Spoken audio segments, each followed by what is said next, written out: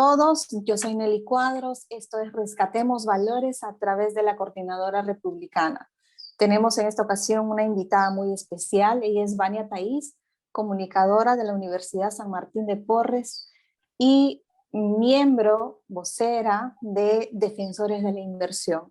Es una voz potente, una voz joven que está resonando muy fuerte en toda la comunidad pro vida, pro familia, defensores de los valores y por supuesto en esta coyuntura tan compleja que está viviendo el país, una voz democrática que se alza con firmeza y además un orgullo de que sea una potente voz femenina. Vania, muy buenos días, muchas gracias por acompañarnos y quiero que hagamos juntas una reflexión. ¿Cuál es el diagnóstico de la educación actualmente? Bueno, sabemos que estamos atravesando una crisis total de valores, que eso está ligado a la educación, por supuesto, eso no es un secreto y no amerita, digamos, mayor debate. Pero, ¿qué es lo que está en juego en esta coyuntura electoral en materia de educación? Siendo la educación además el eje fundamental del desarrollo de cualquier nación. ¿Qué es lo que está en juego en el tema de educación, Vania? Tú como madre de familia, ¿qué es lo que esperas de un Estado en el tema de educación? Bueno, primero te agradezco muchísimo el espacio. Estos son temas que a veces uno no toca porque, bueno, está enfocado en otras cosas. Yo ahora último estoy muy enfocada con el tema político, ¿no? y económico, pero creo que justamente por descuidar el aspecto educativo es que nos vemos inmersos en la coyuntura actual. Que se entienda que el comunismo, que es socialismo del siglo XXI disfrazado de comunismo, comunismo disfrazado de socialismo del siglo XXI, lo que pretende en realidad es no solamente expropiar bienes, sino también expropiar la función de la familia. Entonces los hijos pasan a ser del Estado y no de la familia.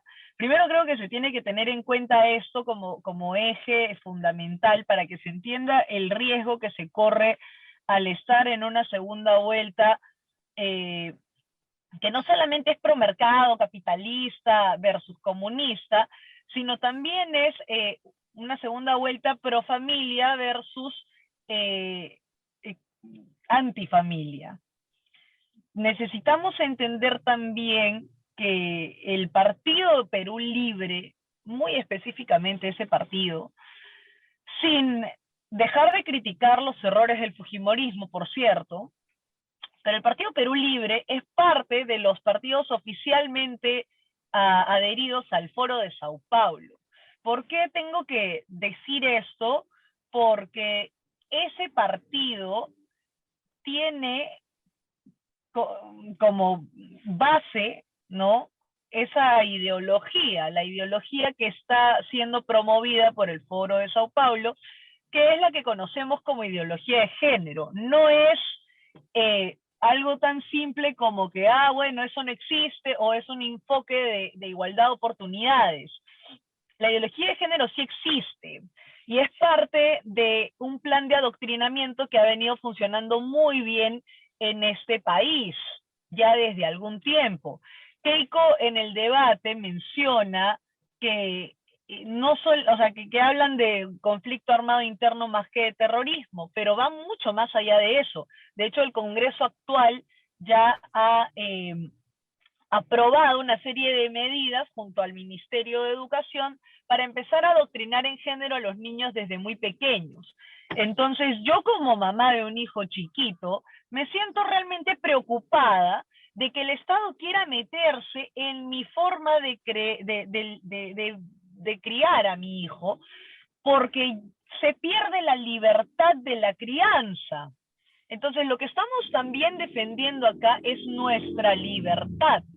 Tenemos que tener en cuenta que los padres somos los responsables de la formación moral de nuestros hijos. La formación académica está en manos de la educación estatal y privada.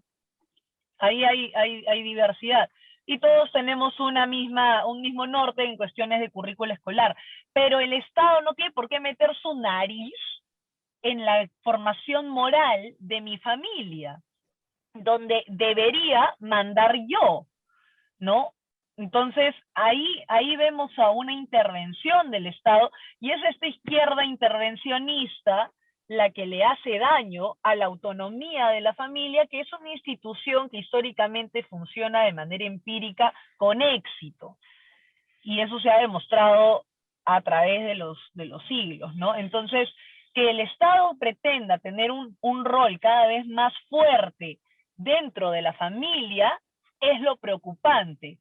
La familia tiene que tener la autonomía suficiente como para ofrecerle a sus hijos, ¿no?, a los seres dependientes de la familia, la educación que ellos pretenden en valores. Por ejemplo, para eso sirve la libertad, y de hecho por eso es que cuando el Estado es más pequeño es mejor y la sociedad es más libre. ¿Por qué? Porque si todos los niños están dentro de una educación estatal, reciben una formación laica, porque el Estado en teoría es laico. Pero ¿qué pasa si, por ejemplo, una persona es cristiana evangélica y quiere que sus hijos tengan una formación cristiana evangélica? ¿Qué pasa si yo soy católica y quiero específicamente que mi hijo reciba una educación del Opus Dei, ¿no? Entonces, cada uno tiene una necesidad, y de eso se trata la libertad. Para eso existe oferta distinta en el mercado, y por eso la educación privada debe ser también protegida, porque si el Estado se va a encargar de absolutamente todo, la familia va a empezar a optar por el homeschooling, ¿no? Entonces, para no pasar por eso, porque hay países que ya lo están haciendo porque justamente no quieren que sus hijos sean adoctrinados, que es lo que ha pasado con nosotros, entonces van a empezar a optar por eso. Por eso yo creo que esta elección es tan importante, porque acá nos estamos jugando la libertad en todas sus aristas. Y por más que a uno no le caiga bien quizás Keiko Fujimori, es la opción pro vida y pro familia. Porque si bien Pedro Castillo no habla específicamente de aborto, sí habla de control de la natalidad, que es lo que se hace en China. Y eso va en contra de la idiosincrasia cultural de muchas familias. Entonces es también una voz de protesta la que tenemos que levantar, no solo los cristianos, sino también la sociedad civil en general, para seguir manteniendo la autonomía de la familia. Muy bien, Vania. Entonces podemos hacer una primera conclusión, que la educación en el país, no necesariamente prácticamente en toda la era republicana, no ha servido necesariamente para forjar una sociedad que se proyecte hacia el futuro, construyendo, generando recursos para la familia, generando valores, sino una educación que en los últimos años, y además en este Congreso actual, ha sido bastante notorio los proyectos ya abiertamente con ideología de género, o el denominado enfoque de género, que muchos, por supuesto, aún no entienden la profundidad del tema, pero quienes conocemos y nos hemos adentrado un poco más en ese tema sabemos bien todo lo que esto implica. Una educación que además está pues cayéndose a pedazos en el tema de infraestructura, alimentación, ni hablar al interior del país. Y es muy cierto que la coyuntura que estamos atravesando, donde tenemos solamente dos opciones, nos toca elegir, lamentablemente, y seguramente para muchos peruanos es así, es lamentable que ninguno de las dos propuestas garantice a ciencia cierta un camino completamente pacífico, completamente de integración, valgan verdades. Sin embargo, creo que lo que tú lo has mencionado, lo que está en juego ahora es lo sustancial de la sociedad. Y en eso, el tema de educación, que es el corazón, el eje donde se construye la cultura de una nación, una nación que, dicho sea de paso, es una nación con cultura de fe, con cultura de valores, con cultura de familia. Creo que esa es la gran reflexión que tenemos que hacer en esta coyuntura. Eso es lo que está en juego. Y entonces, Vania, ¿cuál es el llamado que que quisiéramos escuchar tú como madre de familia, a nombre de repente de todos los padres de familia del país? ¿Qué es lo que está en juego para el futuro de sus hijos en los lugares más recónditos y alejados de nuestro país? Lo que está en juego en este momento es la libertad de los hijos. Es el país que le vamos a heredar a los hijos, porque basta con que uno voltee a ver, por ejemplo, Corea del Sur, para que veamos que la libertad religiosa, la libertad educativa no existe. Es adoctrinamiento puro. El nuestro ha sido adoctrinamiento paulatino y agazapado. O sea, han estado adoctrinando a las últimas generaciones en los últimos 20 años, casi sin darse cuenta. Yo Entonces, claro, quiero cortarte ahí, Vania. No es que el adoctrinamiento como tal sea lo negativo, sino lo que estamos viviendo en el país es una doctrina de dos tipos. Una doctrina de odio abiertamente, una tal cual, doctrina de odio y confrontación entre peruanos, y una doctrina de género. Creo que la tal cual. doctrina como tal puede ser una doctrina de fe, una doctrina de amor, hay Ah, tantas, claro. ¿no? Y uno es libre, por No, supuesto, de claro. elegir. Pero en este Pero en caso este momento es una lo que se doctrina hace, perversa, ¿no?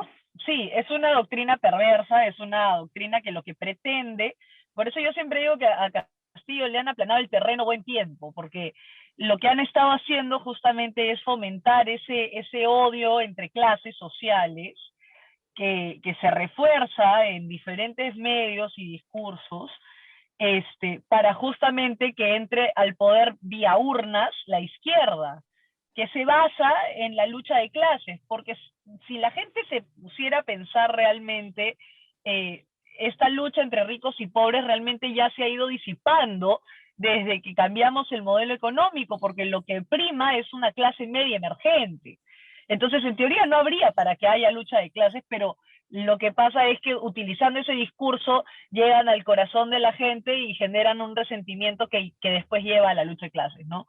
Entonces, hacer justamente esto y llenar a los niños de género innecesariamente hace que viren su atención a cosas que no son prioritarias y no se preocupan en la competencia y en la suficiencia académica de los niños. Les interesa más la parte de ideología de género. Y pierden tiempo y pierden dinero, porque es dinero del Estado finalmente el que siente este tipo de parámetros, en justamente llenar la cabeza de los chicos de esto. Tanto es así que el enfoque de género se ha aprobado para los 3 años, para inicial, en estos últimos meses. Y eso me parece completamente innecesario. ¿Qué sentido tiene que mi hijo de 3 años aprenda que familia es papá y mamá, o dos papás o dos mamás? No tiene sentido alguno. O que existen niños, niñas y niñes. ¿Por qué tengo que enseñarle esa desnaturalización del ser humano a mis hijos? No tiene sentido alguno.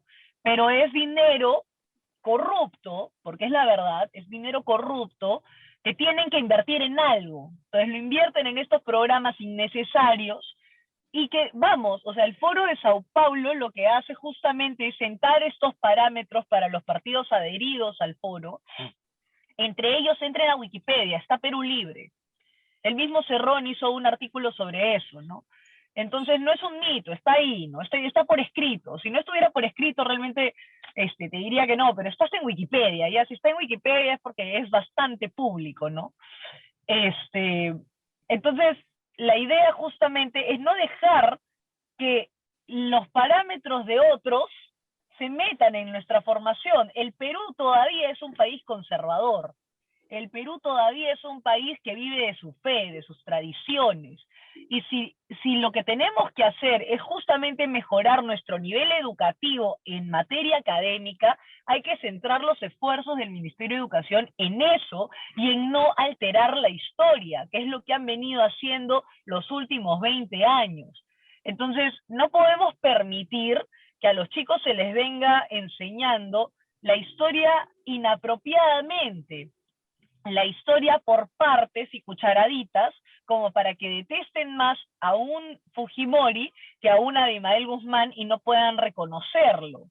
Para que piensen, bueno, yo nací bebé y me puedo identificar como hombre, mujer o ballena más adelante. O sea, no tiene sentido. La biología no cambia. Eso es algo intrínseco del ser humano. La biología no va a cambiar nunca. Y lo que se tiene que aprender a hacer, y en eso sí soy muy clara siempre, es respetar las libertades individuales, pero no pervertir la inocencia y la infancia de los niños. Los padres tienen que tener una voz en la educación de los hijos, y cada vez esa voz se ha ido apagando más. Entonces, lo que tenemos que tratar de hacer es preservar nuestra libertad a través del voto, para que el Estado no tenga el poder total sobre nuestros hijos, sino muy por el contrario, que nosotros fiscalicemos y contribuyamos a la educación de nuestros hijos en materia sobre todo moral, ¿no? Perfecto, Vania. Muy importante tu reflexión y te agradezco desde ya el compartir con nosotros esa voz potente en defensa de la familia, de la democracia, de la libertad.